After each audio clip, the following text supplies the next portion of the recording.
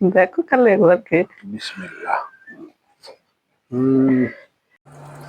আমরা বাঙালি যে কোনো জিনিস দিয়ে ভাবি যে যেটাই হোক স্বাদে স্বাদে রান্না করে এক প্লেট ভাত যদি খেয়ে নিতে পারি সেটাই আমাদের জন্য অনেক কিছু। এর জন্য স্বাদে গুণে অতুলনীয় এক ভর্তা নিয়ে চলে এসেছি আমি আবারও আপনাদের মাঝে। এই যে আসসালামু আলাইকুম প্রিয় ভাই এবং বোনেরা, আমি আজকে ভর্তা করব রসুন।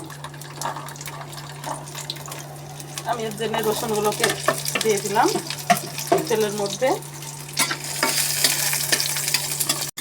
এক পাশে শুকনো মরিচ দিয়ে দিলাম ভাজতে। এখন পেঁয়াজ কুচি দিচ্ছি।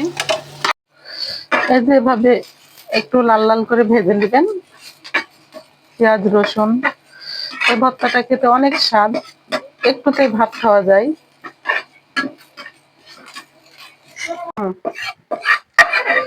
এই যে আমার এটা একেবারে রেডি হয়ে গেছে, আমি এখন প্লেটে ঢেলে নিচ্ছি। এখন আমি ভর্তা বানাবো, তবে এই ভর্তাটা পাটায় বেটে না, হাতেই হবে। এই যে লবণ আর মরিচ দিয়ে মরিচ গুলাকে মুচমুচ করছে না। এই যে এখন রসুন এভাবে হাতে টিপেই ভর্তা হয়ে যাবে।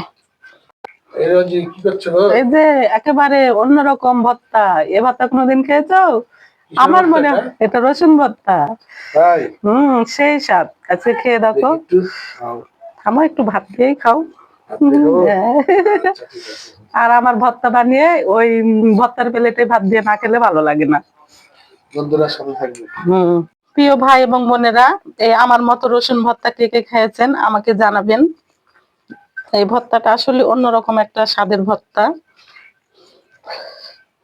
আর এই গরম গরম ধোয়া ওঠা ভাতে এই রসুন ভর্তার কি যে মজা, যে একবার খাবে সে বারবার খেতে যাবে। দেখি আমি মাকে এভাবে আমার ভর্তার প্লেটে না খেলে মানে এক কথায় পেটের ভাত হজম হয় না, মানে ভালোই লাগে না। এভাবে আমার খাওয়া অভ্যেস, সে পাটাই হোক আর প্লেটেই হোক, যেখানে ভর্তা করি সেটাতেই আমি খাই।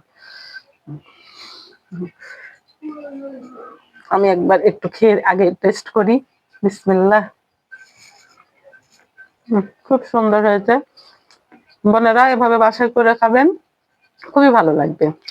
আমি খায় দেখলাম হেভি টেস্ট, এবার তোমাকে একটু খাইয়ে দিই।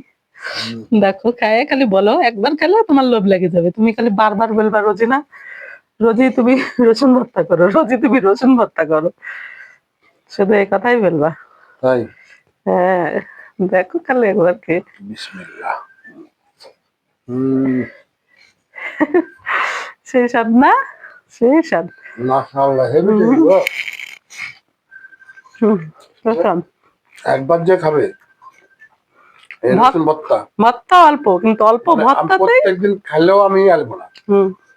তো বন্ধুরা, আমাদের সাথে থাকার জন্য আপনাদেরকে ধন্যবাদ। আপনাদের মূল্যবান ভালোবাসা দিয়ে আমাদের পাশে থাকবেন, আমাদেরকে অনুপ্রেরণা দিবেন, আমরা যেন ভালো ভালো ভিডিও আপনাদের কাছে উপহার দিতে পারি। আল্লাহ হাফেজ। আল্লাহ হাফেজ।